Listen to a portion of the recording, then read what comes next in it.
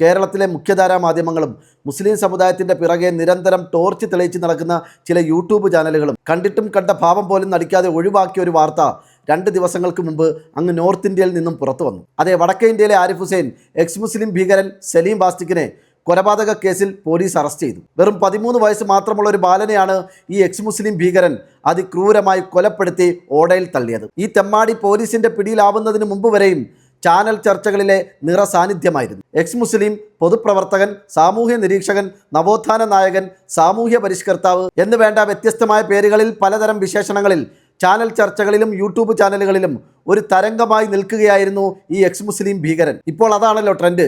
ഏതെങ്കിലും ഒരുത്തൻ ഒരു സുപ്രഭാതത്തിൽ താൻ ഒരു എക്സ് മുസ്ലിമാണെന്ന് അവകാശപ്പെട്ടുകൊണ്ട് മുസ്ലിം സമുദായത്തിനെതിരെ നിരന്തരം അപരമത വിദ്വേഷവും വെറുപ്പുൽപാദനവും നടത്തി കഴിഞ്ഞാൽ പിന്നീട് ചാനൽ ചർച്ചകളിൽ അവനെ അടയാളപ്പെടുത്തുന്നത് സാമൂഹ്യ നിരീക്ഷകനെന്നോ പൊതുപ്രവർത്തകനെന്നോ സാമൂഹ്യ പരിഷ്കർത്താവെന്നൊക്കെയാണല്ലോ. കുറച്ച് മാസങ്ങൾക്ക് മുമ്പ് മാതൃഭൂമിയിൽ മാധു അവതാരകയായി എത്തിയ ഒരു ചർച്ചയിൽ കേരളത്തിലെ എക്സ് മുസ്ലിം ഭീകരൻ ആരിഫ് ഹുസൈനും പങ്കെടുത്തു. അന്ന് മാതൃഭൂമി ആരിഫ് ഹുസൈനെ പ്രേക്ഷകർക്കായി പരിചയപ്പെടുത്തിയത് പൊതുപ്രവർത്തകൻ എന്ന ലേബലിലായിരുന്നു. പിറ്റേ ദിവസം ഞാൻ മാധുവിനെ ഫോണിൽ വിളിച്ചിട്ട് ചോദിച്ചു, കഴിഞ്ഞ ദിവസം താങ്കൾ അവതാരകയായി എത്തിയ മാതൃഭൂമിയിലെ ചർച്ചയിൽ ആരിഫ് ഹുസൈൻ എന്നൊരാളെ നിങ്ങൾ കൊണ്ടുവന്നിരുത്തിയിട്ട് അദ്ദേഹത്തെ പ്രേക്ഷകർക്കായി പരിചയപ്പെടുത്തിയത് പൊതുപ്രവർത്തകൻ എന്നായിരുന്നു. അദ്ദേഹം കേരളത്തിൽ എന്ത് തരം പൊതുപ്രവർത്തനമാണ് നടത്തുന്നത് എന്ന് ലളിതമായി എനിക്കൊന്ന് വിശദീകരിച്ച് തരാമോ എന്ന് ഞാൻ മാധുവിനോട് ചോദിച്ചു. മാധു ഒരക്ഷരം മിണ്ടിയില്ല. കേരളത്തിലെ ഒരു മതവിഭാഗത്തിനെതിരെ നിരന്തരം അപരമത വിദ്വേഷവും വെറുപ്പുൽപാദനവും നടത്തുന്ന ഒരാൾ, അതിൻ്റെ പേരിൽ കേരളത്തിൽ ഒന്നിലധികം കോടതികളിൽ കേസുള്ള ഒരാൾ, അത്തരത്തിൽ പക്ക ക്രിമിനൽ മൈൻഡുള്ള ഒരാളെ എന്തടിസ്ഥാനത്തിലാണ് നിങ്ങൾ പൊതുപ്രവർത്തകനെന്ന് പരിചയപ്പെടുത്തി മാതൃഭൂമിയുടെ ഫ്ലോറിൽ കൊണ്ടുവന്നിരുത്തിയത് എന്ന് ഞാൻ വീണ്ടും വീണ്ടും ചോദിച്ചപ്പോഴും മാധു മൗനത്തിലായിരുന്നു. പക്ഷേ ഒരു കാര്യം മാത്രം മാധു എന്നോട് പറഞ്ഞു.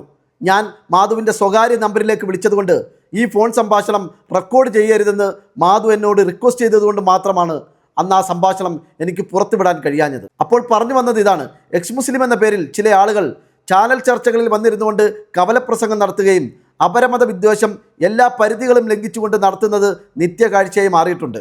അത്തരം ആളുകൾക്കെല്ലാം ഒരു ക്രിമിനൽ പശ്ചാത്തലം ഉണ്ടായിരിക്കും. അധികം വൈകാതെ അതെല്ലാം പുറത്തു വരികയും ചെയ്യും. 1995 അന്ന് സലീം ഖാൻ എന്ന പേരിൽ അറിയപ്പെട്ടിരുന്ന, ഇന്ന് എക്സ് മുസ്ലിം ഭീകരനായി സലീം ബാസ്തിക് എന്ന പേരിൽ അറിയപ്പെടുന്ന ഇയാൾ പ്രതിയായ കേസിന് ആസ്പദമായ സംഭവങ്ങൾ നടക്കുന്നത്. ഡൽഹിയിലെ ഒരു വ്യാപാരിയുടെ മകനായ വെറും 13 വയസ്സ് മാത്രം പ്രായമുള്ള സന്ദീപ് ബൻസാൾ എന്ന കുട്ടിയെ ഇയാൾ തട്ടിക്കൊണ്ടുപോയി. ഈ കുട്ടി പഠിക്കുന്ന അതേ സ്കൂളിൽ തന്നെ ആയോധനകല പരിശീലിപ്പിക്കലായിരുന്നു അന്ന് സലീം ഖാന്റെ ജോലി. അതുകൊണ്ട് തന്നെ ഇയാൾക്ക് ഈ കുട്ടിയെ പരിചയമുണ്ടായിരുന്നു.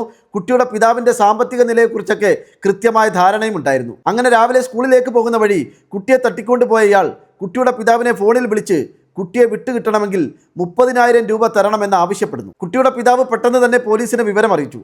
നീണ്ട അന്വേഷണങ്ങൾക്കൊടുവിൽ പിറ്റേ ദിവസം മരിച്ച നിലയിൽ കുട്ടിയെ ഓടയിൽ നിന്നും കണ്ടെടുത്തു. സ്കൂൾ കേന്ദ്രീകരിച്ച് പോലീസ് നടത്തിയ അന്വേഷണത്തിൻ്റെ ആദ്യഘട്ടത്തിൽ തന്നെ സലീം ഖാൻ പോലീസിൻ്റെ സംശയ ലിസ്റ്റിൽ ഇടം പിടിച്ചിരുന്നു. പിന്നീട് പോലീസ് നടത്തിയ വിശദമായ ചോദ്യം ചെയ്യലിൽ ഇയാൾ കുറ്റം സമ്മതിക്കുകയും ചെയ്തു. അങ്ങനെ കൊടും ക്രിമിനലും കുറ്റവാളിയുമായ സലീം ഖാനെ കോടതി ജീവപര്യന്തം തടവിന് ശിക്ഷിച്ച് തീഹാർ ജയിലിൽ അടച്ചു. എന്നാൽ 2000 ഇടക്കാല ജാമ്യം നേടി പുറത്തിറങ്ങിയ സലീം ഖാൻ മുങ്ങി. പിന്നീട് ഇയാളെ ആരും കണ്ടിട്ടില്ല. പിന്നീട് സലീം അഹമ്മദ് എന്ന പേരിൽ ഹരിയാനയിലും മറ്റ് പല സംസ്ഥാനങ്ങളിലും ഇയാൾ മാറി മാറി ഒളിവിൽ താമസിച്ചു. പിന്നീട് ഒരു സുപ്രഭാതത്തിൽ ഇസ്ലാമിനെയും മുസ്ലിങ്ങളെയും തെറി വിളിച്ചും ആക്ഷേപിച്ചും അപമാനിച്ചും അപരമത വിദ്വേഷ പ്രചരണം നടത്തിയും സലീം ബാസ്തിക് എന്ന പേരിൽ ഒരു പുതിയ എക്സ് മുസ്ലിമായി, എക്സ് മുസ്ലിം ഭീകരനായി ചാനലുകൾക്ക് മുമ്പിൽ അവതരിച്ചു. പിന്നീട് ചാനലുകളിലെ നിറസാന്നിധ്യമായി മാറി.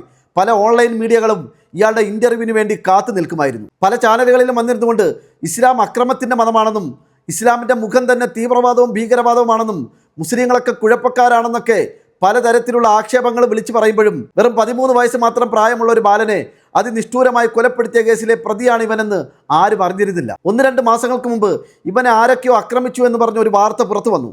മുസ്ലിങ്ങളാണ് ഇവനെ ആക്രമിച്ചതെന്നും ഇസ്ലാമിനെതിരെ സംസാരിക്കുന്നവരുടെ അവസ്ഥ ഇതാണെന്ന് പറഞ്ഞുകൊണ്ട് കേരളത്തിലെ എക്സ് മുസ്ലിം ഭീകരനായ ആരിഫ് ഹുസൈൻ അടക്കമുള്ളവർ ഈ വിഷയം വലിയ ചർച്ചയാക്കിയിരുന്നു.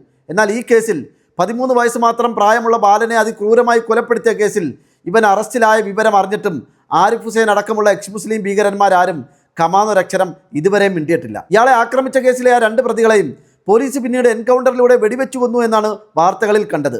അതെന്തിനാണെന്ന് മനസ്സിലാവുന്നില്ല. ഈ ബാലൻ്റെ കൊലപാതകവുമായി ആ സംഭവത്തിന് എന്തെങ്കിലും ബന്ധമുണ്ടോ? അവർ ഈ ബാലൻ്റെ ഏതെങ്കിലും തരത്തിലുള്ള ബന്ധുക്കളാണോ? ഒന്നും വ്യക്തമല്ല.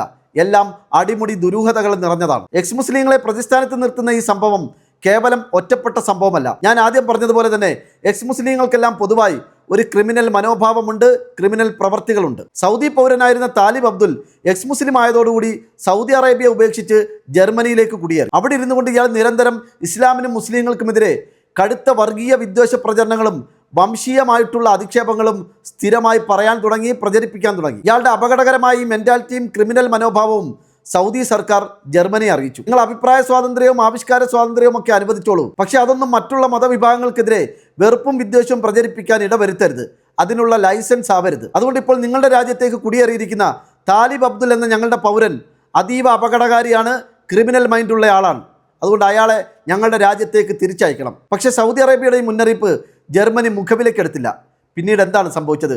2024 ഒരു ക്രിസ്മസിൻ്റെ തലേന്ന് ഈ താലിബ് അബ്ദുൽ എന്ന് പറയുന്ന എക്സ് മുസ്ലിം ഭീകരവാദി ഒരു കാറും എടുത്തുകൊണ്ട് മാർക്കറ്റിലേക്ക് ഇറങ്ങി. ക്രിസ്മസ് ആഘോഷങ്ങളുടെ ഭാഗമായി ഡ്രസ്സ് എടുക്കാൻ വന്ന, പുൽക്കൂടൊരുക്കാൻ ആവശ്യമുള്ള സാധനങ്ങൾ വാങ്ങാൻ വന്ന, അങ്ങനെ മറ്റ് പല ആവശ്യങ്ങൾക്കുമായി മാർക്കറ്റിലേക്ക് വന്ന ജനങ്ങൾക്ക് നേരെ നിഷ്കരുണം താലിബ് അബ്ദുൽ എന്ന എക്സ് മുസ്ലിം ഭീകരവാദി വാഹനം ഓടിച്ചു കയറ്റി. 9 വയസ്സുള്ള ഒരു കുട്ടിയടക്കം 6 പേരാണെന്ന് അവിടെ ചതഞ്ഞരഞ്ഞ് അതിദാരുണമായി കൊല്ലപ്പെട്ടത്. ഞാൻ ഈ സംഭവം അന്ന് തന്നെ നമ്മളുടെ ഈ ചാനലിലൂടെ പ്രേക്ഷകരുമായി പങ്കുവച്ചിരുന്നു. എക്സ് മുസ്ലിം ഭീകരവാദിയെക്കുറിച്ചുള്ള സൗദിയുടെ മുന്നറിയിപ്പ് അവഗണിച്ചതിന് ജർമ്മനിക്ക് കൊടുക്കേണ്ടി വന്ന വില 6 പൗരന്മാരുടെ ജീവനായിരുന്നു. ഈ സംഭവത്തോടെ എക്സ് മുസ്ലിം എന്ന പേരിൽ ജർമ്മനിയിൽ അഭ്യാസം നടത്തുന്ന മുഴുവൻ ആളുകളും ഇപ്പോൾ അവിടുത്തെ സർക്കാരിൻ്റെ നോട്ടപ്പുള്ളികളാണ്. ഇനി ലണ്ടനിൽ എന്താണ് സംഭവിച്ചത്?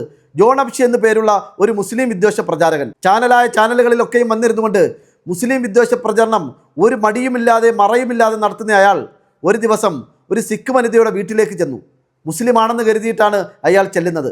32 വയസ്സുള്ള ആ യുവതിയെ അതിക്രൂരമായി ഇയാൾ പീഡിപ്പിച്ചു, ബലാത്സംഗം ചെയ്തു. കടുത്ത മുസ്ലിം വിരോധത്തിൻ്റെയും വെറുപ്പിൻ്റെയും മൂർധന്യാവസ്ഥയിൽ നിന്ന് അയാൾ ആ സ്ത്രീയെ അതിക്രൂരമായി ബലാത്സംഗം ചെയ്യുമ്പോൾ അവരുടെ കരച്ചിലുകൾ, അവരുടെ നിലവിളികളൊന്നും അയാൾ കേട്ടതേയില്ല. 14 വർഷത്തെ കഠിന തടവിന് കോടതി അയാളെ ശിക്ഷിക്കുമ്പോൾ 2 വാചകങ്ങൾ കോടതി അയാളുടെ മുഖത്ത് നോക്കി രൂക്ഷമായി തന്നെ പറഞ്ഞു: നിങ്ങൾ ഒരു വംശീയവാദിയാണ്, നിങ്ങൾ ഒരു ഇസ്ലാമോഫോബിയാണ്. ഇനി ഇക്കഴിഞ്ഞ ക്രിസ്മസ് ദിനത്തിൽ നമ്മുടെ ഇന്ത്യയിൽ എന്താണ് സംഭവിച്ചതെന്ന് നിങ്ങൾ ഓർക്കുന്നില്ലേ? സുനീർ റഹ്മാൻ എന്ന ബംഗ്ലാദേശ് സ്വദേശി ഇസ്ലാം മതം ഉപേക്ഷിച്ച് എക്സ് മുസ്ലിമായി ഇന്ത്യയിലേക്ക് കുടിയേറി. ഇന്ത്യയിലെത്തിയ ആദ്യകാലങ്ങളിൽ അതിശക്തമായി മുസ്ലിങ്ങൾക്കെതിരെ, ഇസ്ലാമിനെതിരെ കടുത്ത ഭാഷയിൽ അപരമത വിദ്വേഷവും വെറുപ്പുൽപാദനവും സർവ്വസീമകളും ലംഘിച്ചുകൊണ്ട് തന്നെ അയാൾ നടത്തി. പിന്നീട് ഒരു സുപ്രഭാതത്തിൽ അയാൾ സത്യഗുരു എന്ന പേര് സ്വീകരിച്ച് ഹിന്ദുമത വിശ്വാസിയായി മാറി. ഇപ്പോൾ അയാൾ ഒന്നാന്തരം ഹിന്ദുത്വ തീവ്രവാദിയാണ്. ഇക്കഴിഞ്ഞ ക്രിസ്മസ് ദിനത്തിൽ വിശ്വാസികൾ ഒരുമിച്ച് കൂടിയിരുന്ന് പ്രാർത്ഥിക്കുന്ന സ്ഥലത്തേക്ക് അയാൾ കടന്നു വരികയും അവിടെ ഉണ്ടായിരുന്ന ഫാദറിനെയും അവരുടെ വിശ്വാസത്തെയും ഒക്കെ ആക്ഷേപിച്ചുകൊണ്ട്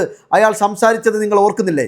അന്ന് അയാളുടെ മുഖത്ത് വന്ന വ്യത്യസ്തമായ ഭാവങ്ങൾ, ക്രോധത്തിൻ്റെയും ക്രൗര്യത്തിൻ്റെയും വെറുപ്പിൻ്റെയും വിദ്വേഷത്തിൻ്റെയും ഭയപ്പെടുത്തുന്ന വ്യത്യസ്തമായ ഭാവവ്യത്യാസങ്ങൾ നിങ്ങൾ ഓർക്കുന്നില്ലേ? ഇവരെല്ലാം തുടങ്ങിയത് എക്സ് മുസ്ലിങ്ങളിൽ നിന്നാണ്.